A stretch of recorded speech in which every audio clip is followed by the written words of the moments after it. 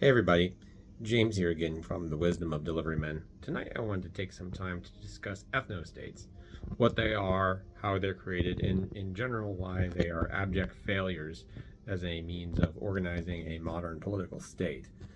So on its loosest terms, an ethno-state is essentially a country or municipality, autonomous municipality, but mainly it's a country, right? That is comprised entirely or almost entirely of a single ethnic group. A good example of an ethno state might be Syria. It's primarily composed of Syrians. They have a substantial Kurdish minority, but it's mainly composed of Syrians. Saudi Arabia, primarily composed of Saudis. Egypt, primarily comprised of Egyptians. Colombia, Venezuela, those are all states that they might not be composed of a base solid, ethnic group or nationality. Colombians and Venezuelans are very similar, but it's compromised and composed of a single national identity. So essentially, someone drew lines in the middle of the South American jungle and said everyone on the right-hand side of this line is Venezuelan and everyone on the left-hand side is Colombian, and then over time, ethnicities, a distinctive ethnic group developed through that segmentation. Now, how are these created? So these are ethno-states are generally a creation of the modern era and the colonial and post-colonial era.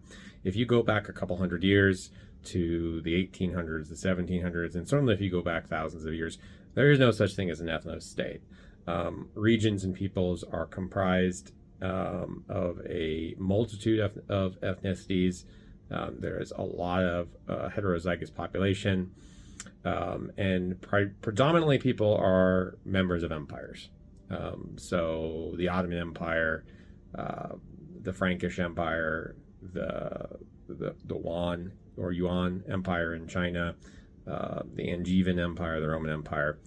These are large political blocks, kingdoms, countries that cross ethnic lines.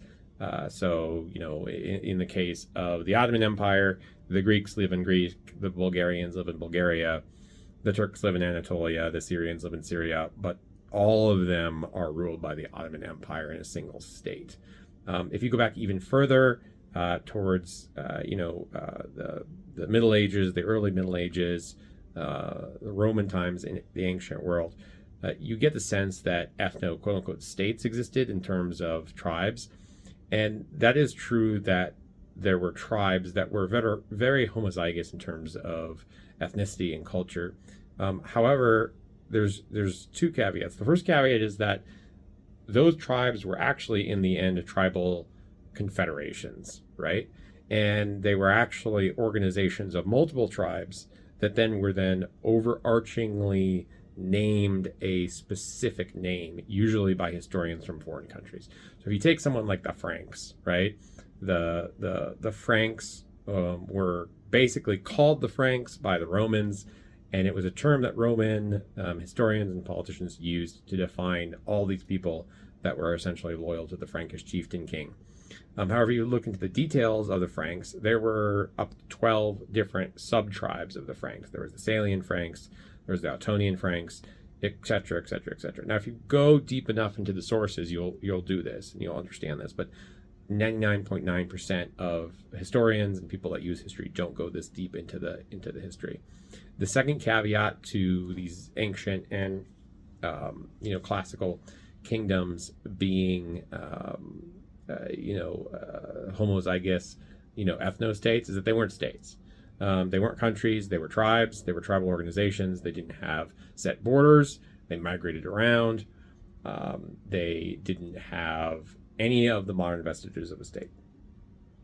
So let's advance back to the creation of ethno-states. So ethno-states were usually created out of imperialism and post-imperialism, out of colonialism and post-colonialism as a means of controlling populations. The ethno-states were originally created within empires. So the empires created ethnic subdivisions within their own empires in order to pit their own conquered peoples against one another, create a false false dichotomy, a false rivalry that never really existed. The British did this extensively in Africa. The Belgians did this very well in the Belgian Congo. The Ottomans did this extensively. So that's how they were created. Well, why were they continued? So after the end of imperialism in 1945, and then the final end and the final loss of all official colonies in the mid 70s, the general idea when they broke up the empires, the great empires, the British Empire, the French Empire in the 40s and the 50s, was that the best idea was to group all people that are the same together. And the reason they came up with that was because in their mind, that is what had worked in Europe. And so France was comprised of all French people, Britain was comprised of all British people, America was Americans, German was composed of all Germans. So then why not, when you break up the Middle East, why don't you put all Iraqis in Iraq? Why don't you put all Syrians in Syria? Put all Jews in Israel? Put all Egyptians in a state called Egypt? But this was a incredible miscalculation for a couple of reasons. First of all of the European states they based this off were not homozygous entities. Take France as an example.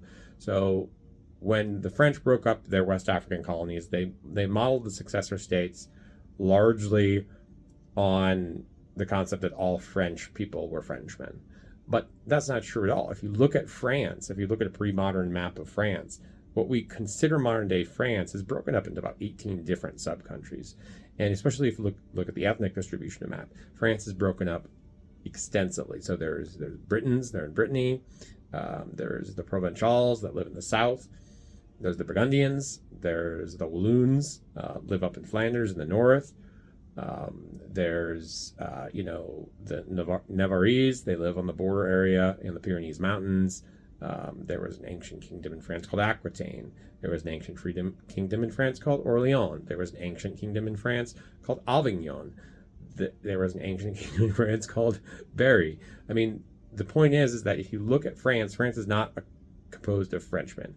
It's a country composed of a multitude of ethnicities and a multitude of groups that all call themselves Frenchmen. And that's very different than everyone being a Frenchman. And it's the same deal with Britain, with Spain, with Germany, with Italy, with the United States and Russia out the wazoo, like over the moon. United States and Russia, the two most successful 21st century or 20th and 21st century states, are the most just composed of different ethnicities and different groups. So the initial calculation was wrong. They misread themselves. And so they created a false version of themselves all over the world. Now, why did those ethno-states fail?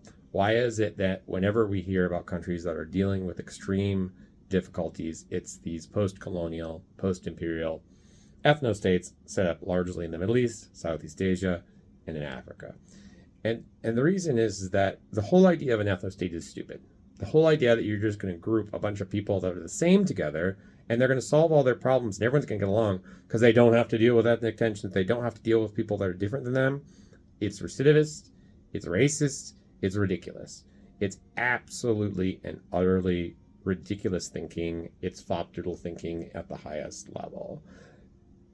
If anything has been taught to us, if anything history has shown, is that the most successful societies are chimera societies. They're heterozygous societies. They're societies that implement multiple cultures, multiple ethnicities, that all believe in and follow a single centralized government, right? And the reason for that is that you're increasing your chances of creating great leaders. You're diversifying the thinking. You're boosting your economy massively because you're larger. And this is why ethno-states are dumb. I mean, just because people share the ethnicity doesn't mean they're not going to have problems. I mean, what, is everybody an autonomous clone? I mean, no, right? The other reason that ethno-states fail, and I would say this is actually bigger than the first reason, is that they're too small. Why are states like the United Kingdom and France and Germany and the United States and Canada relatively more successful? Why is Japan relatively more successful than other countries that are the same size, same population? They're larger, all right? And when you have a larger country, when you have a more encompassing country, um, it gives you a couple distinctive advantages. The first advantage is that the centralized government can use the resources of the entire country to improve and develop um, parts of the country that are underdeveloped or need improvement. Think about something like a Hurricane Katrina, right? Absolutely devastating to the United States, but it's mainly concentrated in one region, UNO. That's Louisiana, the Louisiana Delta, and New Orleans. Now, if Louisiana was its own country, it would only have the resources of Louisiana to rebuild itself.